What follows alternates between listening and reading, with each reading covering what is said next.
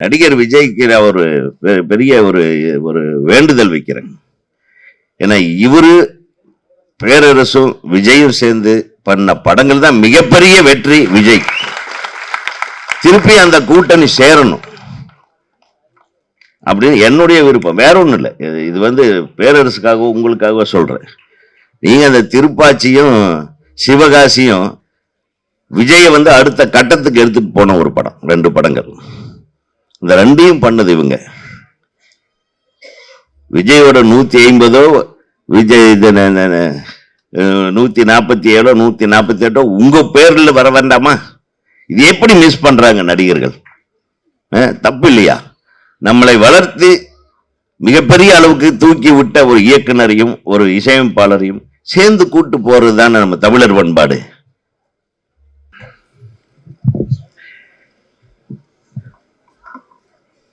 ஒரு காடு வெட்டி பட ட்ரெய்லருக்கு வந்தா இத்தனை காடு வெட்டிக்கு இருக்கிறது இங்கதான் பார்க்கணும். நான் ஆக்சுவலா குரு அண்ணனோட ரசிகன்.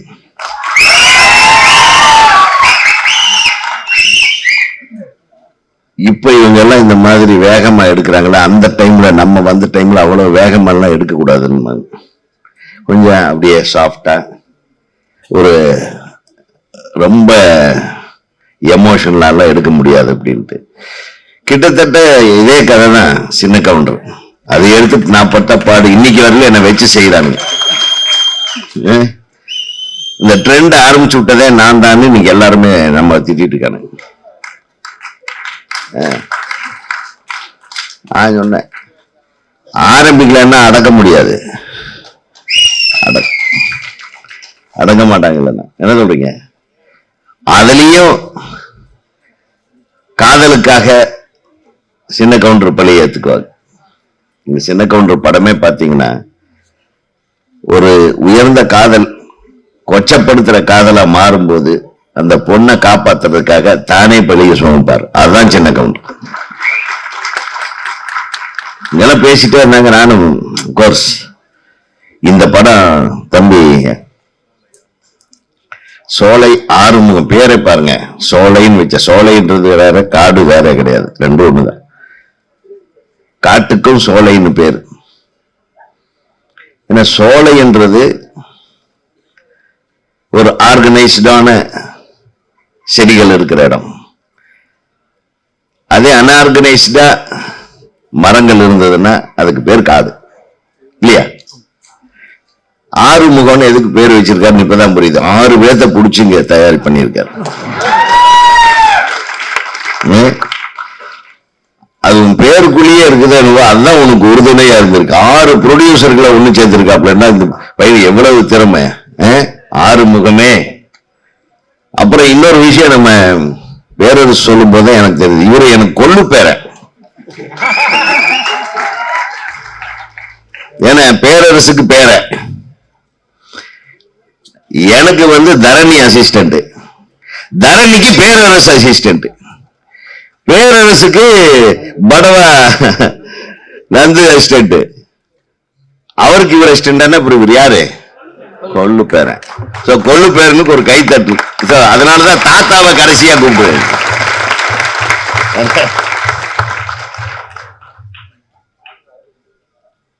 ஒரு உணர்வு பூர்வமான திரைப்படத்தை நேத்து என்ன வந்து கூடும் போதே இந்த பையனையா இந்த படத்தை எடுத்திருக்கிறான், பாவமா இருக்கிறான்னு இவன் இந்த டைட்டில் வச்சு இந்த ஆளு உன்னடா எடுத்து நான் ஃபர்ஸ்ட் நேத்து பார்த்தேன் தம்பிய. அவ்வளவு பண்போட பொறுமையா அடக்கமா. இந்த அடக்கம் உனக்கு மிகப்பெரிய வெற்றியை தரும். நம்ம ஒரு படம் பண்ணிட்டு நீ என்ன ஆட்டம் ஆடுறான்னு தெரியுமா? சில டைரக்டருங்க ஒரு ஹிட்ட கொடுத்துட்டு ஒரு ஹீரோ என்ன ஆட்டம் ஆடுறான்னு தெரியுமா? நான் சொல்றேன், பல நாள் சாப்பிடாம நம்ம அசிஸ்டன்ட் டைரக்டரை நடிக்கும் போது, இப்ப ஒர்க் பண்ணும் போதெல்லாம் ஒரு தூரத்துல கொண்டு போய் ஷூட்டிங் முடிச்சுட்டு மறந்துட்டு விட்டுட்டு போயிடுவாங்க. நம்ம அங்கிருந்து வருவோம், நடந்தே வருவோம் மிட் நைட்ல. இவ்வளவு கஷ்டங்கள் துன்பங்களை நம்ம சுமந்து ஒரு படத்தை இயக்க வர்றோம். நம்ம கஷ்டங்கள் வழிகளை கடந்து வெற்றியாளராக வரும்போதுதான் அடுத்தவங்களை மதிக்கிற பண்பு நம்மளுக்கு வரும். அடுத்தவங்க உன்னை பாராட்டுறதுக்கு எத்தனை இதயங்கள் இங்க உட்கார்ந்துருக்கு. ஒருத்தரும் சும்மா பேச்சுக்காக எல்லாம் பாராட்டல, மனப்பூர்வமா இதயபூர்வமா உன்னுடைய உழைப்பை பாராட்டுறாங்கன்னா நிச்சயமா இந்த படம் உனக்கு வெற்றியை தரும்.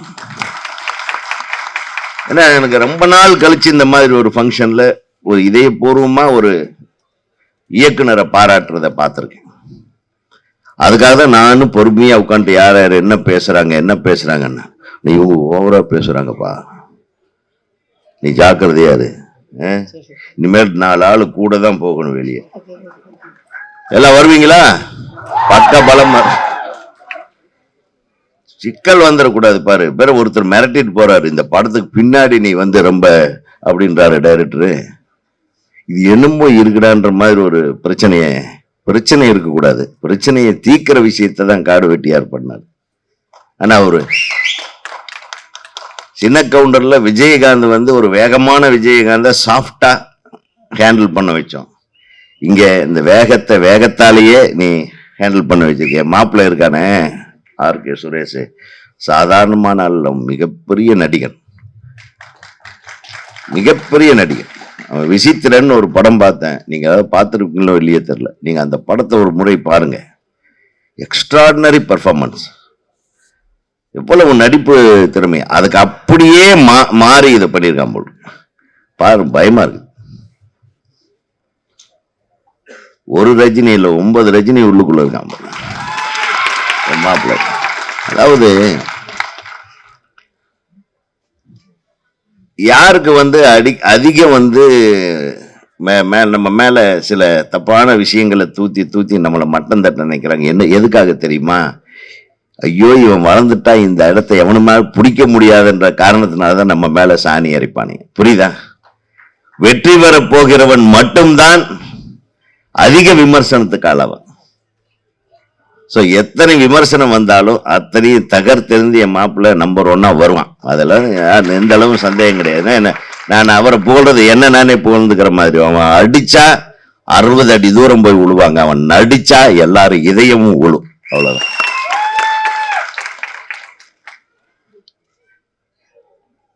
இந்த படத்தை ட்ரெய்லரை பார்க்கறதுக்கு நான் லேட்டாக வந்துட்டேன். ஏன்னா நம்ம சங்க எலெக்ஷன் நடக்கிறதுனால சில டிஸ்கஷன் விவாதங்கள் எல்லாம் முடிச்சுட்டு டெலிஃபோன் கால்ஸ் அட்டன் பண்ணிட்டு வர்றதுக்கு லேட் ஆயிடுச்சு.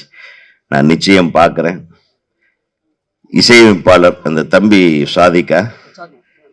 சாதிக்கு வந்து ஒரு ரொம்ப எமோஷனலாக இருக்கக்கூடாது.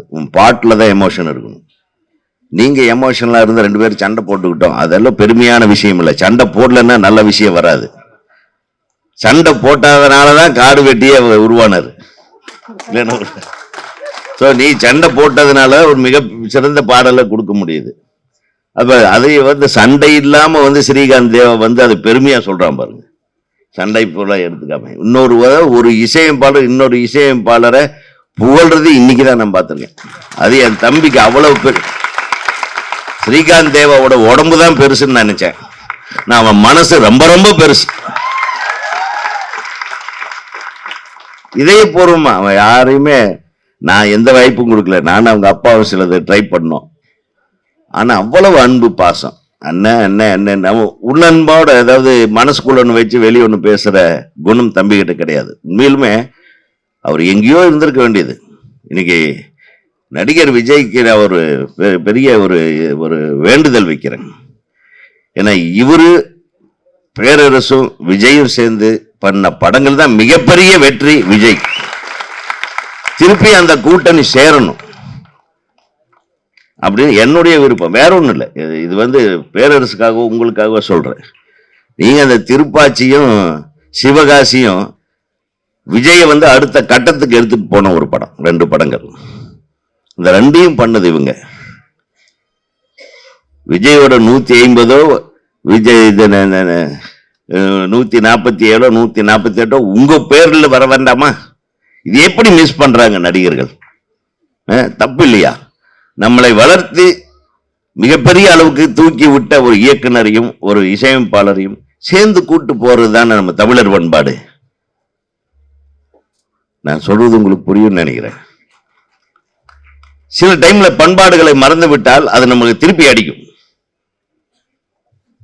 கரெக்டா? சும்மா மேடையில பார்த்தப்ப எனக்கு சூப்பர் படம் கொடுத்தாரு, ஏய் இப்ப நீ அவருக்கு என்ன கொடுக்குறன்றதான் முக்கியம். இது எல்லாத்துக்கும் சொல்றேன். வெற்றியாளர்கள் வெற்றி பெற்ற பின் தன் வெற்றிக்கு காரணமாய் இருந்தவர்களை மறந்து விடுவது சினிமாவில் வாடிக்கையாகிவிட்டது. இதை மறுசீராய்வு செய்ய வேண்டும். ஒரு இசைக்கலைஞன் எப்பவுமே இசைக்கலைஞனா தான் இருக்கான். அவன் மாடர்ன் இசைக்கலைஞனோ அல்லது பழைய இசைக்கலைஞனோவோ மாறாது. ஏன்னா இசைக்கலைஞன் டே டு டே அவன் கத்துக்கிட்டே இருக்கிறான். ஒரு இயக்குனர் டே டு டே அடுத்தது என்ன பண்ணணும்னு சிந்திச்சுக்கிட்டே இருக்கிறான். ஒரு கதாசிரியர் டே டு டே அடுத்த கட்டத்தில் ஒரு கதையை எப்படி வித்தியாசமா சொல்றதுன்னு நினைக்கிறான். ஒரு நடிகன் நம்ம அடுத்த படங்கள்ல எப்படி நம்ம இதுவரையிலும் நடிக்காத ஒரு நடிப்பை காட்டுறதுன்னு திங்க் பண்றான். ஸோ இதுல ஒரு சாராறு மட்டும் நம்ம பயன்படுத்திக்கிட்டு மற்ற ஏணிகளை எல்லாம் தள்ளிவிட்டு செல்வது இது நியாயம் இல்லை என்பது எனது கருத்து. இதை பதிவு செய்துவிட்டு இந்த காடு வெட்டி மிகப்பெரிய பிரம்மாண்டமான வெற்றி படமாக அமைய வேண்டும். அந்த 6 முகங்களும், அந்த 6 முகத்தில் எத்தனை முகம் இங்க இருக்கு? 6 பேரும் நில்லுங்க, வாங்க சார், நான் பாக்குறேன் 6 பேர்த்தையும் ஒன்னா பாக்க. ஒன்னா நில்லுங்க சார். நீ சைட்ல நில்லு, டைரக்டர இங்க வா. எப்படி ஹீரோ வாங்க முன்னாடி, இசையமைப்பாளர் போ வாங்க.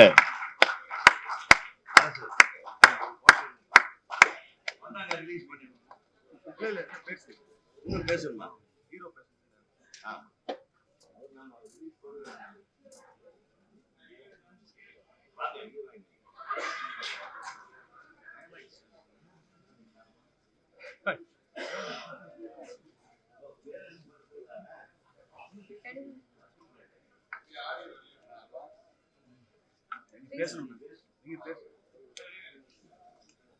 எடுத்துட்டியா? Okay okay okay.